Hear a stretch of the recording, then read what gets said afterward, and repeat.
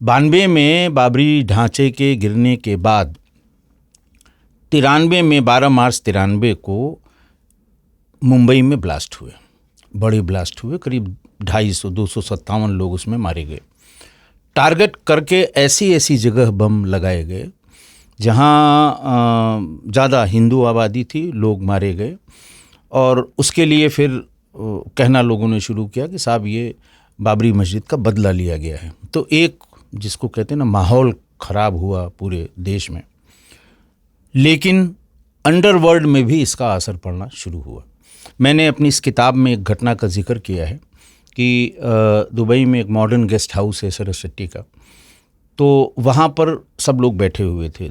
दाऊद भी था, छोटा शकील भी था, छोटा राजन भी था, और जो इनके साथ के और लोग, बबलू भी था, और बबलू श्रीवास्तव, सुभाष ठाकुर था, पीपी पांडे था।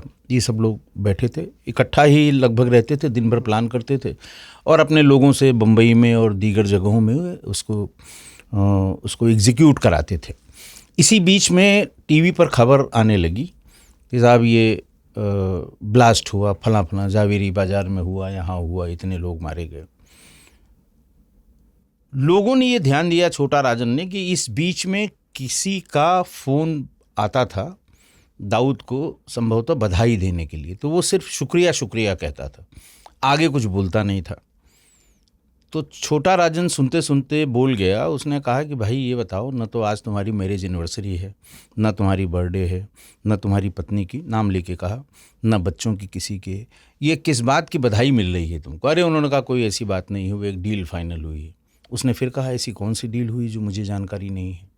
अरे उसने कहा मैं बताऊँगा बाद में, कह के उसने बात टाल दी। लेकिन इनके दिमाग में ये बात लग गई कि हो न हो ये ब्लास्ट में इनका कहीं न कहीं से हाथ है। अगले दिन फिर बैठे, फिर पूछा इन्होंने कि ब्लास्ट में। तब तक टीवी पे चलने लगा कि सूत्रों ने, जैसे आप जानते हैं दूरदर्शन ही था उस समय, प्राइवेट चैनल थे नहीं, कि सूत्रों ने ये बताया है कि साहब इसमें दाऊद इब्राहिम का हाथ है। तो फिर सब वहाँ एजिटेट हो गए, देखिए आपका नाम इसमें चलने लगा, और किसकी साले की हिम्मत पड़ी, आप बताइए, अभी इसको उठवा लेंगे। जैसे इन लोगों की भाषा होती है कि किसने ये चलाया, इस तरह की बात।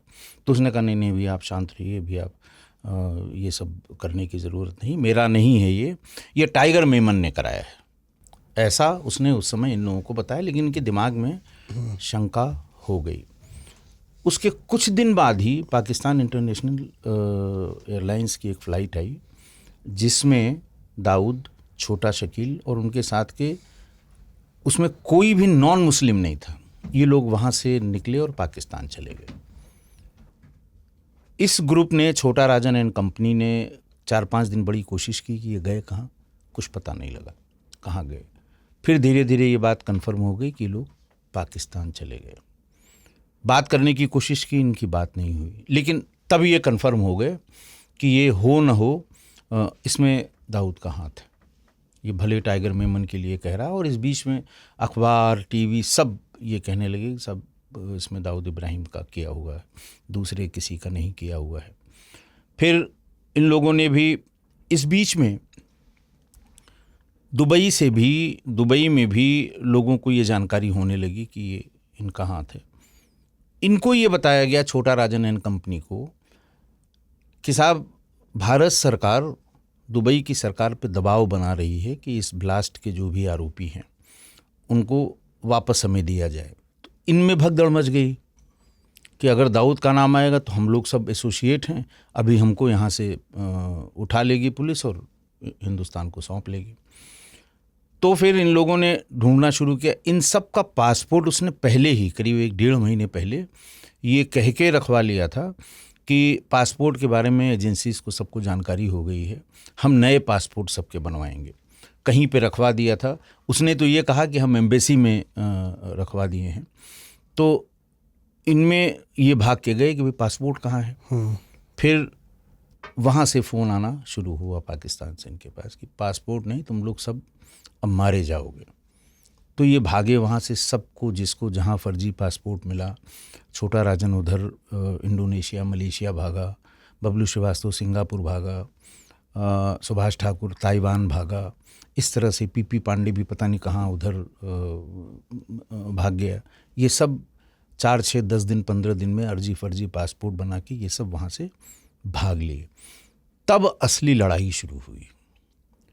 तब इनको लगा कि जिसको वो कहते हैं, वही समय था जब अंडरवर्ल्ड का हिंदू मुस्लिम ध्रुवीकरण हुआ और पूरा अंडरवर्ल्ड 2 फाड़ में बट गया।